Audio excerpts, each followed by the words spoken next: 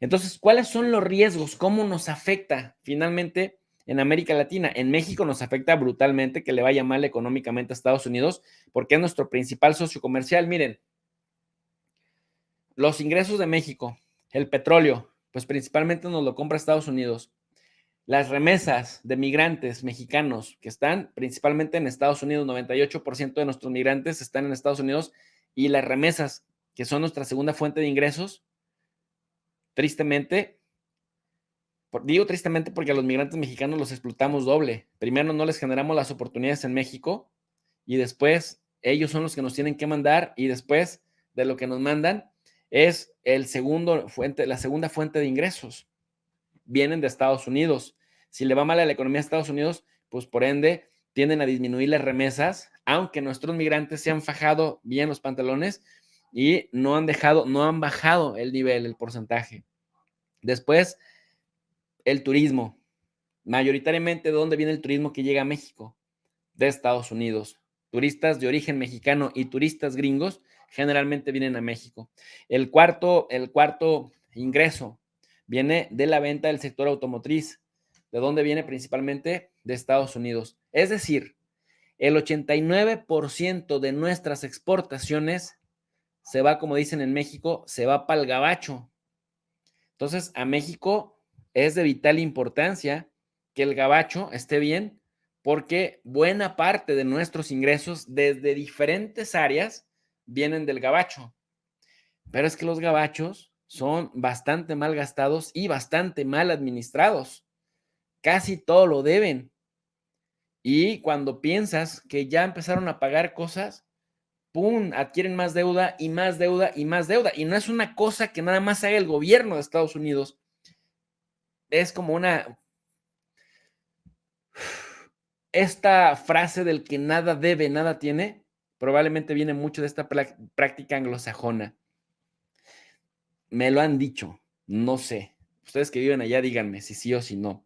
¿Cómo afecta esto? Ya les expliqué la dependencia que hay con Estados Unidos o la interdependencia. Bueno, en el caso particular de Estados Unidos, los inversores pueden perder la confianza en la capacidad del gobierno estadounidense para atender y pagar la deuda pendiente. Es decir, ¿cómo yo voy a invertir en la emisión de bonos de un gobierno que no paga su deuda, que sigue aumentando su deuda?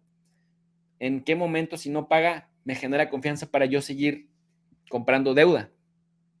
Entonces, esto provoca un aumento brusco de los tipos de interés por sí solo y también un nuevo espiral de inflación.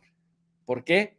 Pues porque la gente dice, no, no, no, no, ese no paga. Mira, de verdad te pago, vamos a elevar los tipos de interés. Y entonces dices, bueno, elévelos, pero sí pague.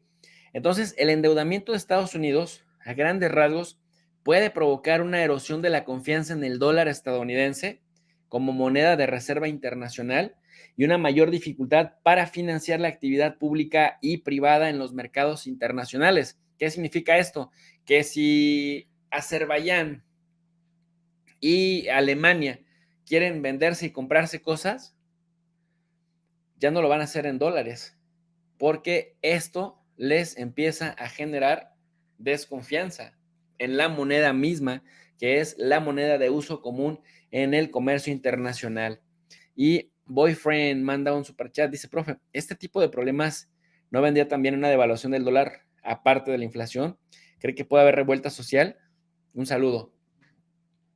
Generalmente las revueltas sociales vienen con las crisis, pero, y eso mete otro problema, en las crisis económicas aumenta el nivel de racismo y aumenta el nivel de xenofobia porque los gobiernos y las sociedades difícilmente tienden a admitir que se equivocan al momento de tomar decisiones financieras. Y una manera de sacar adelante sus frustraciones es echándole la culpa a los extranjeros. Dicen, ellos nos roban el dinero, ellos nos roban los trabajos, ellos nos quitan las oportunidades, ellos se llevan las mejores ganancias que tenemos en nuestro país. Pasó en Alemania nazi, pasó en la Italia fascista, ha pasado también en España, ha pasado también en la India, ha pasado también en la península arábiga, Bueno, digo, en Estados Unidos ha pasado cualquier cantidad de veces y eso, ojo, y eso genera o eso implica pues que también los migrantes, no solamente los mexicanos en Estados Unidos, en general los migrantes en un país o la gente con ascendencia de otro país sufra bastante cuando vienen las revueltas por crisis económicas, por recesiones económicas, que ojo, yo se los vengo diciendo desde marzo, en Europa se van a poner muy frías las cosas en diciembre, literal, y aunque los europeos digan que tienen derrotado a Rusia, la recesión económica es inevitable, con todo y que Alemania ya le ha metido 65,000 millones de dólares y Francia de euros, 25,000, y ni así van a poder evitar, ojo, ni así van a poder evitar la recesión. Y esto sí implica que con la recesión hay revueltas.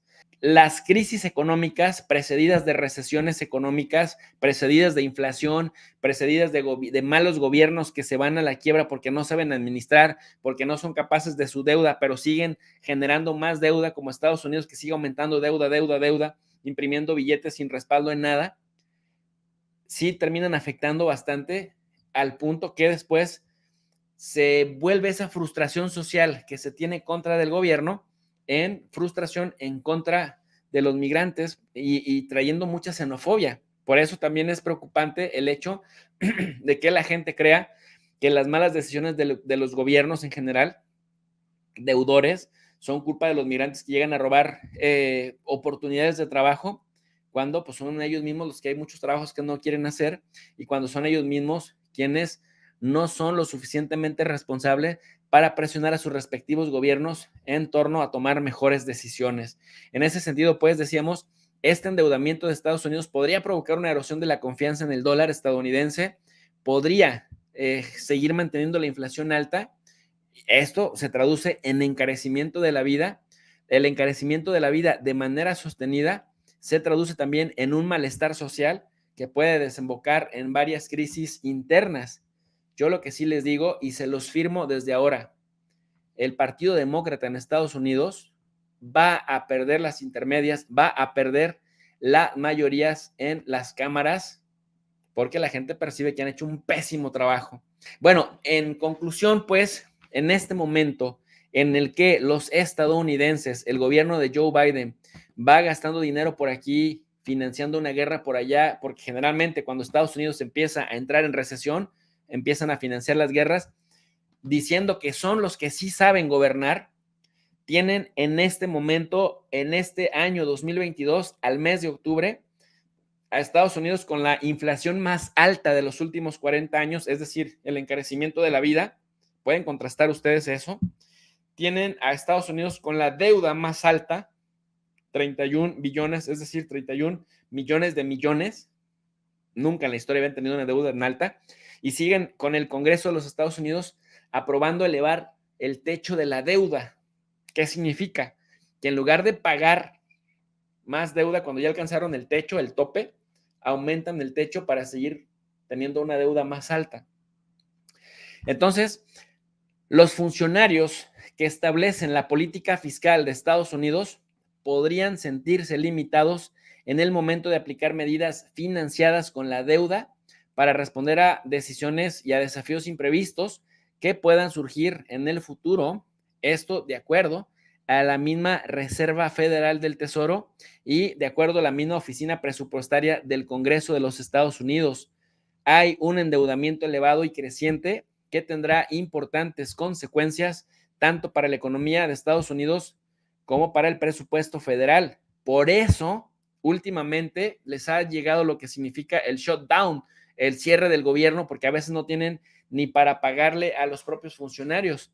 Así que, en ese sentido, si lo analizamos técnicamente, pues hay un riesgo bastante importante en el sentido de que lejos de dedicarse a pagar, están gastando más dinero y esto ya está afectando incluso decisiones tremendas. Y esto ya la misma prensa de Estados Unidos, incluso los mismos, ojo con esto que voy a decirles, incluso los mismos que históricamente apoyan a los demócratas, como el Times, como tantos otros, dicen, no, esto no es normal. Miren ustedes, apenas recientemente, mi gente, apenas recientemente LA Times había puesto esto. Apenas, recientemente, miren, ahí está la fuente, el LA Times, Los Angeles Times. O sea, la deuda pública de Estados Unidos supera por primera vez los 30 billones de dólares, o sea, millones de millones. Vean ustedes este dato. Esto es apenas de febrero del año 2022. Muchos dirían, sí es por culpa de Rusia. Pues no, porque el 1 de febrero del 2022 todavía no era un escándalo Rusia-Ucrania, pero ya Estados Unidos había superado por primera vez en la historia los 30 billones de dólares, según el Departamento del Tesoro, tras un aumento de 7 billones en los últimos 2 años. Ellos decían, no es Rusia, pero es el COVID. Ahora dicen, es que es Rusia, ya no es el COVID, es que es Rusia, pero siguen aumentando de manera escandalosa y millonaria la deuda y el techo de la deuda en lugar de forzarse a irla pagando.